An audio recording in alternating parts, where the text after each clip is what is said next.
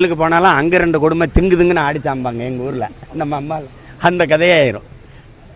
அதனால் இது நமக்கு சரி வராது. நாங்கள் தனித்து தான் மக்களோடு மக்களுக்காக நின்று போராடுவோம். வேறு ஏதாவது கேள்வி இருக்கா? அது மார்க்கெட்டிங் எப்படின்னா, ராமரை வச்சு ரொம்ப நாள் ஜெய் ஸ்ரீராம் அது ரொம்ப நாள் போயிட்டு இருந்தது. அப்போ ராமருக்கு கோயில் கட்டுற வரைக்கும் அந்த பிரச்சனை இருந்துக்கிட்டே இருந்தது. கோயிலை கட்டி அவர் முழுக்க முடிக்காமல் மேலே ஒரு செட்டு மாதிரி போட்டு டக்குன்னு என்ன திறந்து விட்டுட்டார். அந்த தேர்தலுக்கு முன்னாடி திறந்துடணுன்னு.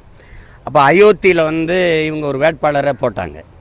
அகிலேஷ் என்ன பண்ணிட்டார், ஒரு தாழ்த்தப்பட்ட ஒரு மகனை கொண்டு நிறுத்தி பொது தொகுதியில் நிறுத்தி அந்த வேட்பாளரை தோக்கடிச்சிட்டார். அதோட ராமருக்கு மதிப்பு போயிடுச்சு, மார்க்கெட் போயிடுச்சு. அப்போ ஜெய் ஸ்ரீராம் போயிட்டுது. இங்கே ஒரிசா வரும்போது பூரி ஜெகநாதரை எடுத்தாங்க. உங்களுக்கு தமிழன் ஒரிசாவை ஆள்வதா என்று முழக்கத்தை முன்வைத்த பெருமக்கள் இங்கே தமிழ் கடவுளை தொடுறாங்க. அப்போ அங்கே பூரி ஜெகநாதரை எடுத்து அந்த இடத்துக்கு நுழைஞ்சாங்க. கேரளாவில் ஐயப்பனை தொட்டு பார்த்தாங்க, அது எடுவல்ல. இங்கே சிவனை எடுத்தாங்க, அது ஏறவே இல்லை.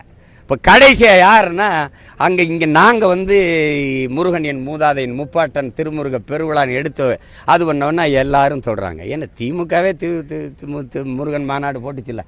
முருகன் மாநாடை போட்டு வெது என்று 50,000 பேருக்கு இட்லி போட்டோம், நல்ல சாம்பார் போட்டோம்.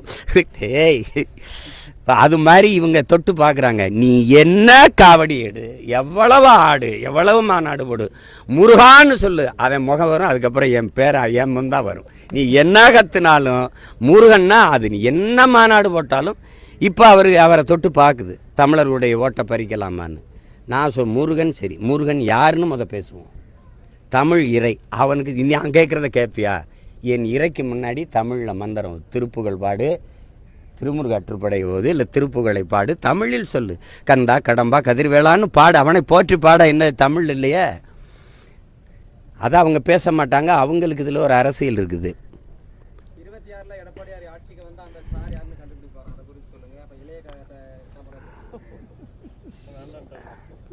அதை விட்டுருங்க. இப்போ இது அப்போ அந்த சாரு யார் இல்லை, அந்த சாரு யாருன்னு கண்டுபிடிக்கிறதுக்கு இல்லை. கொடைநாட்டில் கொலை செய்தது எந்த சாரு, அதை யார் கண்டுபிடிக்கிறது? தூத்துக்குடியில் துப்பாக்கி சுடுறதுக்கு உத்தரவு பிறப்பித்த சார் யார்?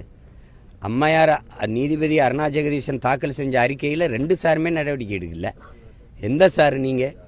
15 பேர் நாங்கள் செத்தது உண்மை, சுட்டது உண்மை. எவனாவது அதிகம் இருக்கா? அந்த அதிகாரிகளுக்கு பதவி உயர்வும் பணியிட மாற்றமும் நடந்திருக்கு. அப்போ என் உயிரும் உனக்கு ஒன்றும் கிடையாது. அப்படி தானே? நடவடிக்கை இருக்கும். நாங்கள் வந்தால்